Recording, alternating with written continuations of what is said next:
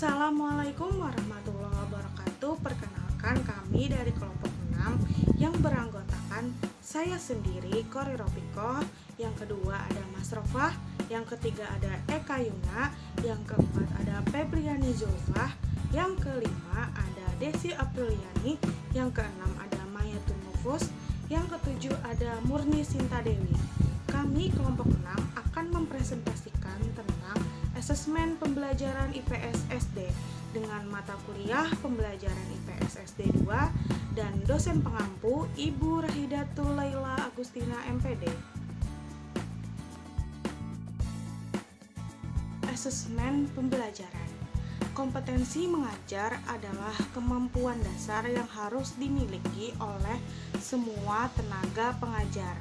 Berbagai konsep dikemukakan untuk mengungkap apa dan bagaimana kemampuan yang harus dikuasai oleh tenaga pengajar di berbagai tingkatan sekolah.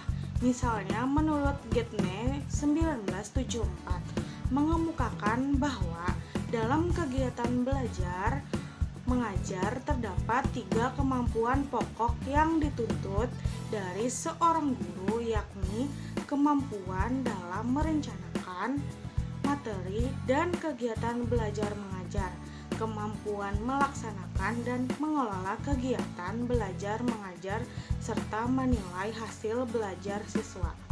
Dalam buku yang disusun oleh tim PPPG atau Proyek Pengembangan Pendidikan Guru dikemukakan 10 kompetensi mengajar, yaitu yang pertama ada kemampuan menguasai landasan kependidikan. Yang kedua ada kemampuan menguasai bahan ajaran. Yang ketiga ada kemampuan mengelola proses belajar mengajar. Yang keempat ada kemampuan mengelola kelas. Yang kelima ada kemampuan mengelola interaksi belajar mengajar. Yang keenam ada kemampuan menilai hasil belajar. Yang ketujuh ada kemampuan mengenal fungsi dan program bimbingan dan penyuluhan. Yang ke-8 ada kemampuan menyelenggarakan administrasi pendidikan. Yang ke-9 ada kemampuan menggunakan media atau sumber belajar. Yang ke-10 ada kemampuan menafsirkan hasil penelitian untuk kepentingan pengajaran. Selanjutnya, tujuan asesmen. Asesmen memiliki 2 tujuan, yaitu tujuan isi dan tujuan proses. Asesmen yang berkaitan dengan tujuan isi digunakan untuk menentukan seberapa jauh peserta didik telah mempelajari pengetahuan dan keterampilan spesifik. Dalam hal ini, asesmen harus berfokus pada hasil belajar peserta didik. Sedangkan asesmen yang berkaitan dengan tujuan proses digunakan untuk mendiagnosis kekuatan dan kelemahan peserta didik, serta merencanakan pembelajaran yang sesuai dengan kondisi peserta didik. Tujuan asesmen pembelajaran pada dasarnya tergantung pada penggunaan jenis-jenis asesmen. Ada 4 jenis asesmen dalam pembelajaran, yaitu yang pertama asesmen formatif dan sumatif, yang kedua asesmen objektif dan subjektif, yang ketiga asesmen acuan normatif dan acuan patokan, dan yang terakhir asesmen formal dan informal. Prinsip adalah sesuatu yang harus dijadikan baru. Prinsip dasar asesmen berbasis kelas adalah patokan yang harus dipedomi ketika Anda sebagai guru melakukan asesmen hasil dan proses belajar. Ada 6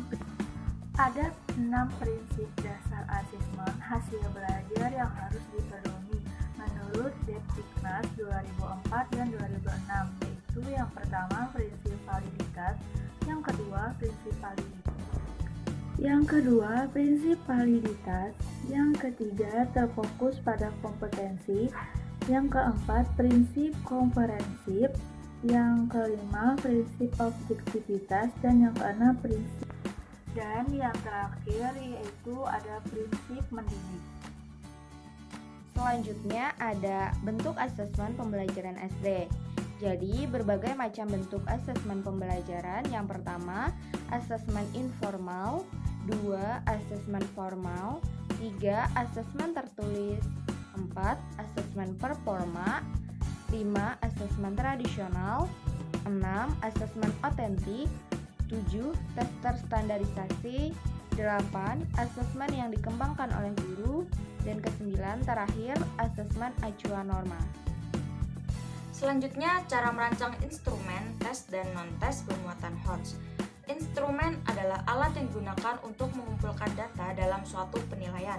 Data yang terkumpul dengan instrumen tertentu akan dideskripsikan atau digunakan untuk menguji hipotesis. Instrumen penilaian ada yang berbentuk tes dan non-tes. Asesmen secara sederhana dapat diartikan sebagai suatu proses dan menjadi hasil belajar peserta didik sebagai bahan dalam pengambilan keputusan oleh pendidik serta menjadi acuan dalam perbaikan proses belajar peserta didik.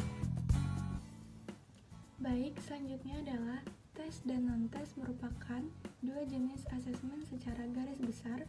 Keduanya, tes dan non-tes memiliki fungsi yang berbeda dalam melihat suatu keterampilan yang dikuasai oleh peserta didik.